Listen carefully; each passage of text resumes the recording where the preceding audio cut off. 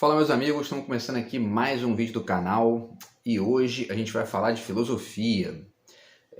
Estou trazendo para vocês aqui um trecho do Slavoj Žižek, que é um filósofo esloveno, e tem uma página no Instagram, tem várias páginas, né, tanto no Facebook, no Instagram, que publicam trechos, né, dos filósofos, dos escritores, enfim.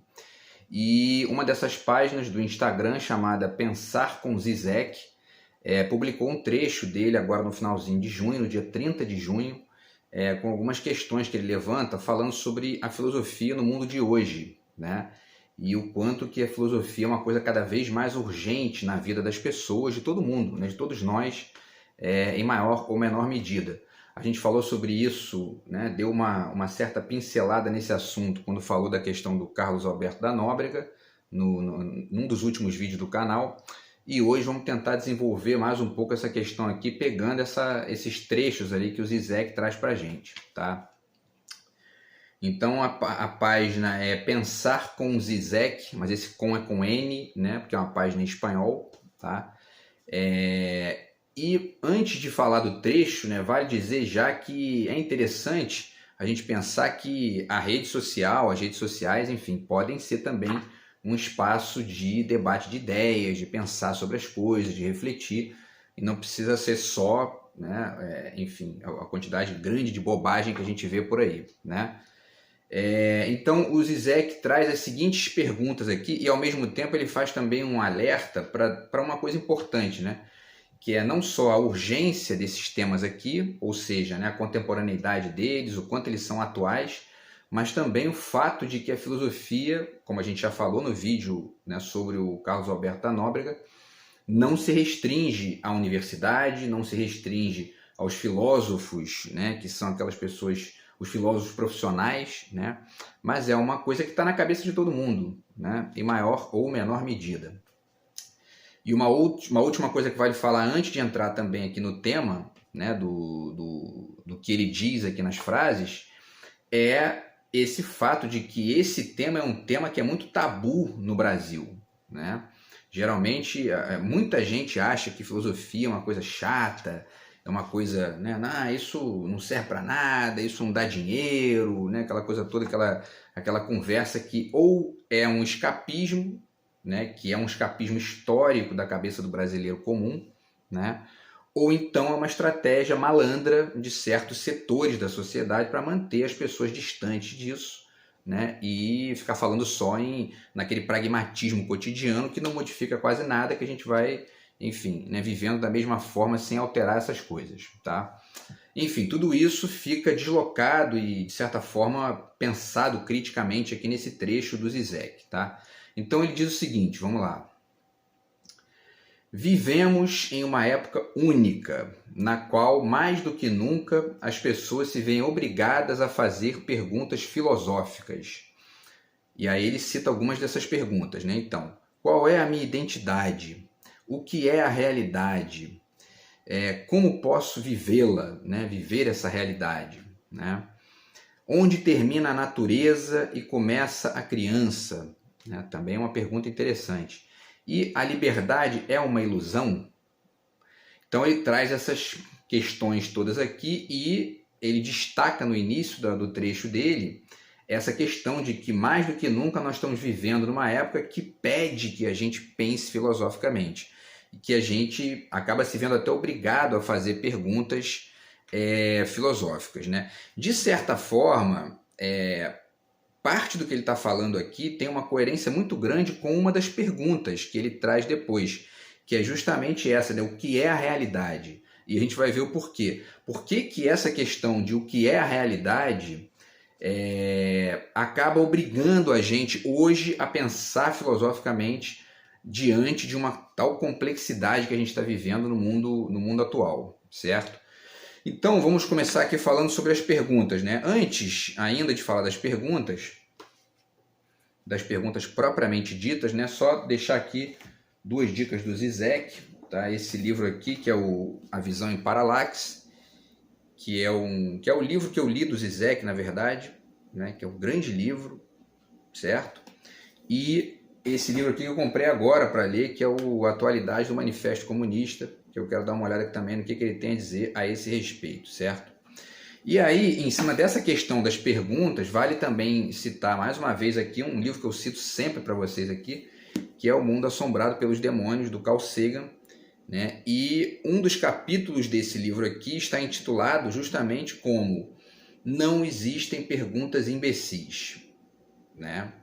Então, isso significa que o simples fato de você perguntar alguma coisa já constrói um mínimo de filosofia no que você está fazendo, né? Porque, dentre outras coisas, a gente já fez vídeo sobre isso aqui, eu já falei da atividade da extensão, da atividade do corte reflexivo, né? Mas uma das coisas mais importantes, né, no pensamento filosófico é justamente fazer perguntas, né?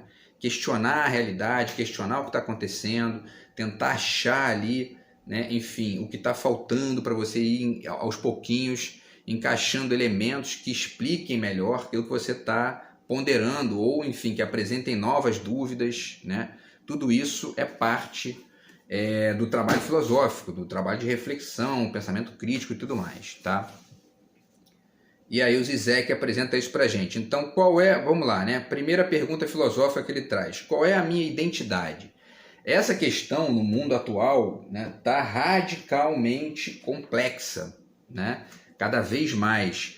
Aquela ideia de um eu, que é um eu isolado, né, unificado, isso está radicalmente atrasado no debate filosófico atual, tá? Já falo para vocês aqui de cara sobre esse livro aqui do Stuart Hall, a identidade cultural na pós-modernidade, né, que ele apresenta essa questão, né, da identidade cultural e as várias facetas da identidade humana, né? Então, por exemplo, ele fala aqui na página 77, 78, ele fala aqui, né, que hoje, né, ao invés de pensar no global como substituindo o local, seria mais acurado pensar numa nova articulação entre o global e o local. Quer dizer, uma complexidade, né? A gente é, em parte, aquilo que a gente carrega da nossa origem, da nossa raiz, né? De onde a gente nasceu, aquelas referências primárias que a gente vai ganhando ali na infância, e uma outra parte, essas outras referências que o mundo vai apresentando para a gente, que não vem do local, que vem de fora. E muitas vezes essas influências que vêm de fora, ou esses elementos ideológicos ali que vêm de fora, eles estão quase sempre inscritos nessas próprias referências de base, né? Porque não existe nada que tenha nascido de forma total numa cultura, né? Todas as coisas sempre carregam uma história, carregam ali um rastro, né, de influências, e muitas vezes influências ocultas, né, que a gente às vezes nem sabe e que, enfim, levam a gente a se identificar com aquilo, né? E aí na página 78 ele traz um outro elemento aqui, né? Ele diz o seguinte, ó, parece improvável que a globalização vá simplesmente destruir as identidades nacionais. É mais provável que ela vá produzir simultaneamente novas identificações globais e novas identificações locais. Isso é interessante para pensar, né, no mundo de hoje, porque existe uma grande guerra, né, conceitual e, ao mesmo tempo, uma guerra de reflexões na cabeça da gente o tempo todo sobre o que move ali o que a gente está pensando sobre as coisas. Por exemplo, uma forma fácil de perceber isso é pensar na influência pesada que a gente tem aqui da cultura dos Estados Unidos, né? Via cinema, via música, enfim, que são essas ideias da cultura dos Estados Unidos, que a gente até chama de cultura americana, que a gente fica repetindo a forma como eles se referem a si próprios, né? E, enfim, e o quanto que isso está impregnado aqui na nossa cultura, né? Quer dizer, e a gente às vezes acha que não, isso aqui é uma coisa que eu trago de família, mas isso já vem de uma cultura estrangeira que está aqui, né? Enfim, já há décadas aí, meio que hegemonizando uma certa parte do discurso e uma certa parte das práticas sociais também, né? Então tudo isso funciona junto, né? Funciona ao mesmo tempo. Outras referências bacanas aqui, quer dizer, né, ainda nessa questão da identidade, a gente pega, por exemplo, eu estou lendo agora, um dos livros que eu estou lendo agora é esse livro aqui, As Cidades Invisíveis, do Ítalo Calvino, tá? E ele traz aqui umas questões bem interessantes, né, dessa coisa do quanto que a cidade não é apenas a matéria, né, de concreto, né, e enfim, os locais ali mais evidentes ou mais conhecidos, mas também toda uma simbologia que vai deslizando junto com essa materialidade que você se defronta ali, né, ao andar pelos lugares e tal. E isso serve também para a identidade humana, né? Ele diz aqui, né, na página 24, ele diz: uma paisagem invisível condiciona a paisagem visível. E isso é o que acontece com todos nós, né? A paisagem invisível condiciona a paisagem visível, né? Ou seja, enfim, o conjunto de ideias que você carrega ali conectado na sua mente, articulado de uma forma singular, que é única, que é sua, influencia, né, o que você está fazendo, e a gente tem como desenhar várias dessas conexões, mas tem outras que estão sempre ocultas ali, né? E isso é uma das belezas da vida, na verdade. É isso que gera os encontros fortuitos, né, que gera as surpresas da vida. Quem não gosta disso, né, enfim, tem no mínimo um mau gosto, né? Quem gosta de ficar rotulando todo mundo o tempo todo, enfim, é gente que não percebeu ainda a riqueza disso aqui, né? Quem sabe um dia a gente chega lá, né? E aí na página 28, né, ele traz um outro trecho bacana pra gente aqui. O Ítalo Calvino, ele diz, né, porque o passado do viajante muda de acordo com o itinerário realizado. Não um passado recente, ao qual cada dia que passa acrescenta um dia, mas um passado mais remoto. Ao chegar a uma nova cidade, o viajante reencontra um passado que não lembrava existir. A surpresa daquilo que você deixou de ser ou deixou de possuir revela-se nos lugares estranhos, não nos conhecidos. Quer dizer, o passado do viajante muda de acordo com o itinerário realizado. Isso é uma coisa muito bacana também, né? E, obviamente, que essa referência aqui, essa conexão que eu estou fazendo com a identidade, ela tem a ver com a vida que a gente leva sem ser atacado por lixo, né? Como eu estou sendo aí nos últimos anos, gente que fica atacando a tua vida privada, a tua vida pessoal, para poder realmente criar todo tipo de constrangimento e tudo mais. Não é disso que ele está falando, e nem eu aqui, né? Isso aqui é o exercício da vida, né? Essa coisa de que você vai deslocando o sentido das coisas aos poucos, conforme você vai se conectando com novas paisagens, com novas ideias, com novas pessoas também, e com pessoas antigas que também são novas, porque também mudam, né? Então tudo isso é a identidade humana, quer dizer, essa questão que o Zizek levanta aí. E aí vale mais duas referências aqui, né? O Fernando Pessoa, o eu profundo e os outros eus, que é uma questão que dialoga muito com o que ele está ponderando ali, né? O Fernando Pessoa é um cara que pensou essa questão até antes do nosso mundo contemporâneo, e eu gosto muito desse título aqui do livro do Mia Couto, né? Cada homem é uma raça, porque também é um pouco isso que o Zizek está ponderando ali, né?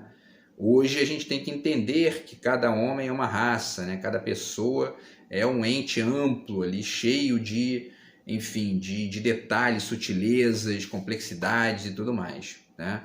Então, enfim, tudo isso aqui dialoga bem com o que o Zizek pondera ali, tá? Para finalizar esse tema aqui, tem uma frase do Borges aqui nesse livro, né, que é justamente um texto do Borges, no qual ele fala sobre a filosofia, né, tá aqui sobre a filosofia e outros diálogos, e aí ele diz aqui, né, na página 176, ele diz, ou seja, não existe um eu além das emoções, das percepções, mas um eu que exista fora dessas atividades que lhe são atribuídas, não existe, ou em todo caso. E aí ele fala do David Hume, né, que é um filósofo também. Hume não encontrou e tudo mais. Então ele continua falando aqui da importância de fazer perguntas e tal, e da perplexidade que isso gera também, né? Então, enfim, essa é uma questão que o Zizek está levantando e que não é uma questão, essa questão não tem fim nunca, né? conforme vão mudando os contextos do mundo, quer dizer, aparece a internet, hoje apareceu a inteligência artificial, então a gente já tem que repensar isso de novo, né, a partir desse novo registro, essas novas relações, né, que são dinâmicas e que estão o tempo todo aí em mutação, né, e tudo mais, tá? E aí a segunda questão que ele levanta é essa, né? O que é a realidade e como posso vivê-la? Isso é interessante que eu fui pensar aqui, né? Porque essa é uma questão histórica na filosofia, né? E eu lembrei de um debate que acontece desde a década de 60, que é um debate levantado pelo Debord, tá aqui a Sociedade do Espetáculo, tá? E ele fala aqui, né, que uma das críticas que ele faz ao capitalismo é que o capitalismo teria gerado, né, uma sociedade na qual a imagem se sobrepôs à vida vivida, né? E aí fica evidente que essa questão que ele levanta tem muito a ver com essa outra questão que o Zizek traz, que é isso, o que é a realidade? Não é à toa que o filme Matrix fez muito sucesso, a gente vai falar dele também aqui rapidinho, mas o fato é que é isso, né? Quer dizer, o Debord ponderou o seguinte ali, ó, a gente está passando por uma fase aqui da mercadoria, da sociedade capitalista, que é a fase do marketing, é a fase da propaganda, é a fase do cinema. Ele estava enxergando isso ali e ele estava, né, impressionado com isso e preocupado também. Por quê? Porque ele estava construindo várias narrativas indiretas, né, que iam, ao mesmo tempo, construindo situações muito complicadas, por um lado, positivas, porque geravam, enfim, né, toda uma complexidade ali em jogo, mas, por outro lado, era uma porta aberta para, enfim, todo tipo de charlatanismo e, ao mesmo tempo, para a manutenção de certa lógica vertical e autoritária do capitalismo, né, que ele estava ponderando ali. Então, quer dizer, ele chama isso de imagem, quer dizer, a imagem está no lugar da vida vivida, né? E aí, como reflexo disso, como reflexão, como enfim, como uma continuidade dessa reflexão, o Jean Baudrillard escreveu esse livro aqui, chamado Simulacros e Simulação, né, no final da década de 80, início da década de 90, e o Baudrillard chama atenção aqui nesse livro para esse conceito de simulação, né, que é um conceito que preenche bem aquilo que o Debord pondera quando ele fala da questão da imagem, né? Quer dizer, passaria-se a um evento, a um andar superior de alienação, vamos dizer assim, né? E que interessa ao grande capital, que é inclusive esses mongoloides que ficam me perturbando, enchendo o saco aqui com aquilo que eles, na cabeça de bosta deles, algum tipo de, né, enfim, são retardados, né? Então, mas enfim. E aí, voltando, né, o Baudrillard chama aqui a atenção para esse caráter de simulação, né, no qual o capitalismo da década de 80 ele já estaria mergulhado depois das ponderações feitas pelo Debord, né? E aí seria uma coisa mais grave, né? Ele fala da Disney, inclusive, da Disneylândia e tal, e de outros fenômenos. Quer dizer, ou seja, né, mais ou menos a ideia, que tem uma certa ingenuidade, de que a ilusão teria substituído a realidade, né? Isso, obviamente, é ingênuo pensar dessa forma. Hoje a gente sabe disso, né? Porque, no fundo, a realidade é muito mais complexa do que essa distinção entre ilusão e realidade pode dar conta. Por outro lado, essa complexidade gerada pelo aumento da velocidade, pelo aumento da complexidade, pelo aumento do poder, inclusive, do grande capital, né, que inclusive permite que pessoas, né, façam esse tipo de nojeira que eu estou vivendo aqui, chantagem durante 10 anos, enfim. Tudo isso, por um lado, gera riscos, né, que é isso, risco de gente com grana que gosta de coagir os outros, chantagear os outros e tudo mais. Por outro lado, né, você tem ali uma complexidade que é bonita, né, porque gera uma miríade de possibilidades, né, um hibridismo radical, e que não cabe nessa distinção estrito sensu de ilusão e realidade, né? Então, quer dizer, há que se pensar essa questão hoje de uma forma mais complexa. O que é a realidade? Eu, por exemplo, trabalho com a ideia de que realidade é tudo. né? Mesmo as farsas, como a farsa criada por esses animais aí, né? Isso é real na medida em que existe, né? E as distinções de valor não estão aí nessa, enfim, nessa distinção entre realidade e ilusão. Elas estão em outros parâmetros, né? Em outros parâmetros de interesses, parâmetros de conexões sociais e de crimes, inclusive, às vezes, né? Então, enfim, e aí a gente vive hoje tem um conto muito interessante do Maupassant, no qual ele já falava sobre isso no século XIX, tá aqui, Carta de um Louco, tá? No Contos Fantásticos, né? Ele já ponderava sobre essa coisa das perspectivas, da dificuldade de unificar a realidade em uma referência simbólica ou de sentido, né? Uma referência de sentido única, né? Quer dizer, nosso olho é limitado, nossa escuta do som é limitada, nossa apreensão das cores é limitada, e a gente vai tentando ampliar isso no nível até mesmo material e também no nível simbólico, né? Isso faz parte não só da ciência, mas da filosofia, né, e da nossa vida, porque isso ajuda a gente enfim, a construir uma relação mais ampla com o que está à nossa volta, com conhecimento, por exemplo, e tudo mais, tá? E aí, para finalizar essa reflexão, vale chamar atenção para a questão das fake news, né? Tá aqui, a pós-verdade é verdadeira ou falsa. Essa questão aqui da pós-verdade, da verdade, da falsidade, etc. e tal, é uma questão levantada pela complexidade contemporânea dessa discussão que o Zizek traz sobre o que é a realidade, né? Então a gente tem que pensar bem sobre isso aí no mundo atual, porque, né, essa questão de fake news e aí uma série de coisas que estão envolvidas nesse entremeio aí, porque as fake news remetem à difamação, remetem à perseguição, remetem a uma série de problemas que o mundo atual está vivendo, que são fruto dessa complexidade maior, né? E aí ele levanta mais duas questões que eu vou falar rapidamente aqui, tá? Essa, né, de onde termina a natureza e começa a criança. Isso tem a ver com a questão da linguagem e com aquilo que nos caracteriza como um ser diferente dos outros animais, né? Então, deixo essas referências aqui para vocês.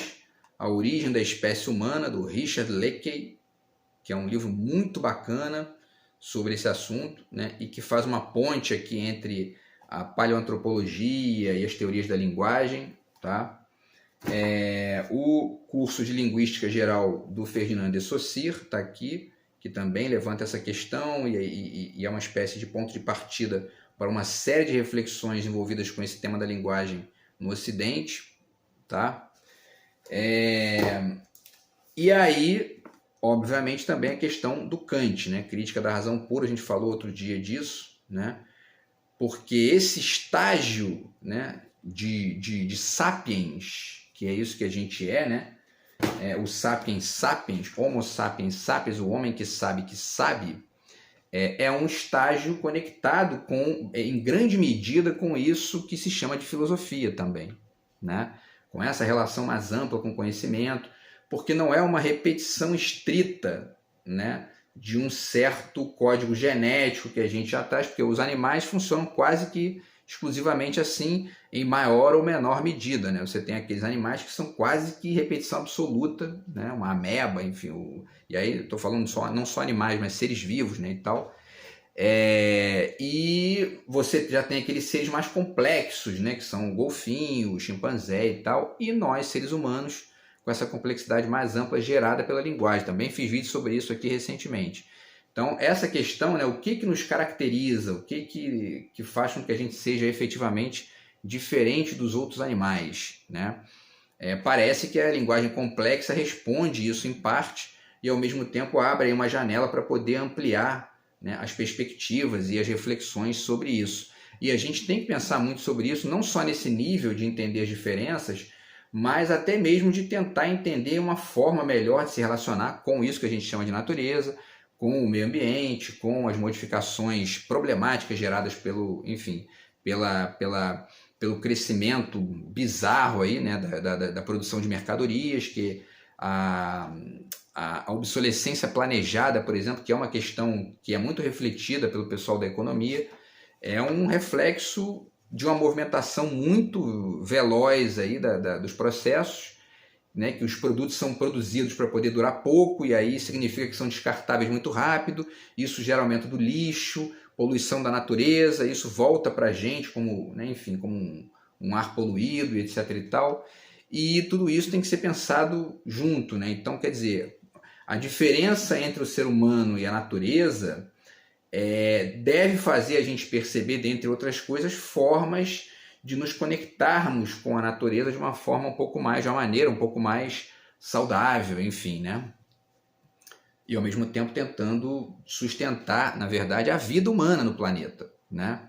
Porque muita gente levanta também aquela questão de, né, porque a gente vai destruir o planeta, né? A gente não vai destruir o planeta, a gente vai destruir, se a gente destruir alguma coisa, vai ser a nós mesmos, né? Porque o planeta, realmente, não dá para destruir o planeta, né? O planeta vai continuar aí e, enfim, se a gente acabar, ele continua deserto ou com outros bichos aí e tal, e ele se modifica ali, né, de maneira gradual. Tá, pessoal? E a última questão que ele levanta tem a ver com a liberdade, né? A liberdade é uma ilusão? É uma questão que ele levanta, né? E a gente está vivendo uma época também muito complexa nesse sentido. Já deixo aqui para vocês, né, a dica do Edgar Morin, Introdução ao Pensamento Complexo, porque isso aqui é uma grande chave para poder ler essas questões todas que o Zizek está apresentando e que são questões da nossa vida, né? Para a gente tentar olhar para isso de uma maneira mais ampla, mais profunda, tá? Vocês devem notar que eu uso essa palavra direto aqui, né, com a complexidade e tal, porque é isso. O debate contemporâneo está sendo feito muito nessa linha aí, tá, em ideias que são conectadas com esse tema. Então a questão da liberdade é uma questão complexa, né? Enfim, os artistas falam muito sobre isso, os filósofos também, e é uma questão inesgotável, dá para fazer um curso de um ano inteiro sobre isso, mas um resumo do resumo aqui é dizer que a liberdade, a gente pode pensar, por exemplo, em duas questões, né? A liberdade da internet, por exemplo, que volta e meia esbarra em cometimento de crime, né? E não só crimes de indivíduos, mas crime também de instituições, de profissionais que hackeiam o sistema dos outros, né, para poder usar informações privadas contra a pessoa, e etc e tal. Então, nós estamos vivendo uma época que, por exemplo, tem um fenômeno aí do Julian Assange, tá aqui, ó, Cyberpunks, esse livro é muito bom, Liberdade e o Futuro da Internet. Tá? Eles chamam a atenção aqui, o Julian Assange debatendo com outras figuras aqui, né, dessa galera, enfim, são cyberpunks, né, os hackers, né, os crackers da internet. Então, quer dizer, pensar isso, porque o Julian Assange agora está, né, o Lula, inclusive, já está encampando uma defesa do Assange aí, porque os Estados Unidos estão pedindo para ele, né, ser extraditado para lá, para ser julgado por ter liberado documentos oficiais do governo americano. E essa fronteira aí da liberdade de informação e do controle, né, dos governos e tal, é uma questão contemporânea. Então, a liberdade é uma ilusão, né? Ao mesmo tempo, uma segunda questão, né, tem a ver com o próprio conceito de liberdade, né, que é isso, a liberdade. Essa palavra parece ser muito totalizante, né? Porque a liberdade, ela geralmente esbarra, ou melhor, né, ela corre o risco, muitas vezes, de esbarrar no autoritarismo, né? Porque uma das grandes pessoas livres na história, geralmente, é o tirano. Aquele que acha que pode tudo, né? Inclusive, enfim, cometer crime contra as pessoas porque tem mais poder econômico ali e tudo mais. Então essa é uma questão importante da gente levantar. E um último tema ligado a isso tem a ver com a questão da liberdade de mercado, né?